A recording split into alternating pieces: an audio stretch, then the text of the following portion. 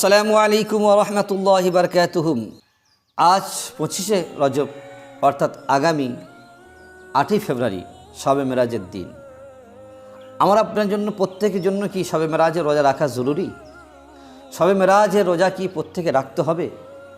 ওই রাতে কি অনেক রকম ইবাদত আছে যেটি আমরা বিভিন্ন ইউটিউবার, বিভিন্ন আলেম, বিভিন্ন বেরেলি আলেমদের কাছে শুনে থাকি। আসুন আমরা সেই বিষয় জানব। প্রথমে হলো শবে মেরাজের তারিখ হাদিসে পাকের মধ্যে কোনো জায়গায় নির্দিষ্ট নেই। এই নিয়ে অনেক মতবিরোধ রয়েছেন। অনেকে বলেছেন রবিউল আউয়াল মাসে, কেউ বা রজব মাসে, বিভিন্ন জনের বিভিন্ন মতামত রয়েছেন। যাই বা হোক, শবে মেরাজের নির্দিষ্ট তারিখ যখন নয়, তাহলে আমি আপনি কি করে বলতে পারি 27শে রজব হলো শবে মেরাজ? আমরা রাসূল করিম সাল্লাল্লাহু আলাইহি ওয়াসাল্লামের ইতিহাস দেখি, আল্লাহ রাসূল সাল্লাল্লাহু আলাইহি ওয়াসাল্লাম জিন্দেগি দেখি। নবী করিম সাল্লাল্লাহু আলাইহি ওয়াসাল্লামের 4 হিজরিতে শবে মেরাজ ঘটেছিল। আল্লাহ পাকের সঙ্গে দিদার করেছেন। আল্লাহ রসুল সাল্লাল্লাহু আলাইহি ওয়াসাল্লাম শবে মেরাজে আসার পরে 18 বছর তিনি হায়াতে ছিলেন।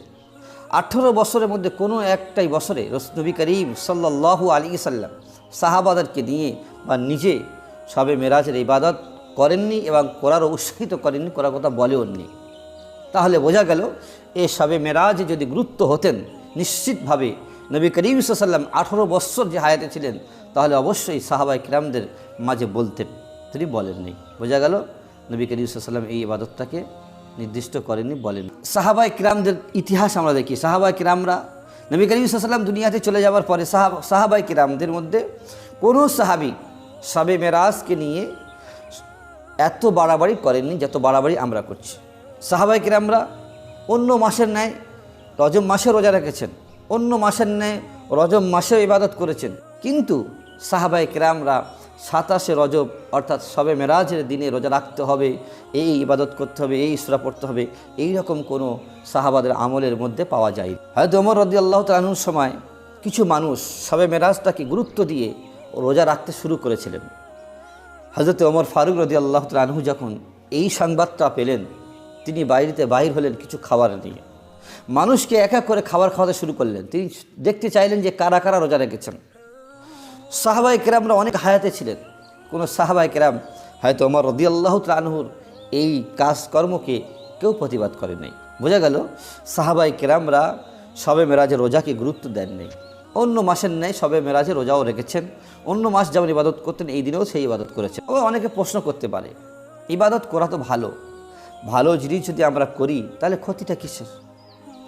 যে ভালোটা সাহাবায়ে কেরাম বুঝলো না, যে ভালোটা নবী করিম সাল্লাল্লাহু আলাইহি ওয়াসাল্লাম আমাদের করতে বলেন নাই, অতএব আমরা যদি নিজের তরফ থেকে ওটাকে বাড়াবাড়ি করি, আর যদি আমরা ইউটিউবারদের মুখতে শুনে এই সূরা পড়ো, এই করো, সারা রাত জেগে যদি আমরা ফজর নামাজটা কাজা করি, তাহলে এইটা ইবাদত নয়, বরঞ্চ গুনাহ হবে, বিদআত হবে।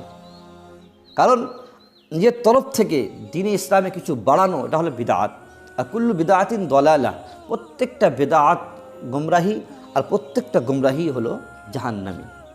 অতএব আমরা যে ফজিলাত শুনি শবে মেরাজের, যদি কোনো ব্যক্তি শবে মেরাজের রোজা রাখে তাহলে 1 বছরে গুনাহ মাফ হবে। এটি যঈফ হাদিস। এই হাদিসটি মুহাদ্দিসে কেরামরা হাদিসটিকে গ্রহণযোগ্য করেন নাই, হাদিসটিকে যঈফ বলে উল্লেখিত করেছেন। আল্লাহ পাক আমাদের সকলকে সঠিকভাবে দিয়ে ইসলামে চলা তৌফিক দান করুক, আমিন। যদি ভিডিওটি ভালো লাগে অবশ্যই মুসলমান ভাইদের মাঝে শেয়ার করবেন। আল্লাহ পাক প্রত্যেকে ভালো রাখুক। আসসালামু আলাইকুম ওয়া রাহমাতুল্লাহ।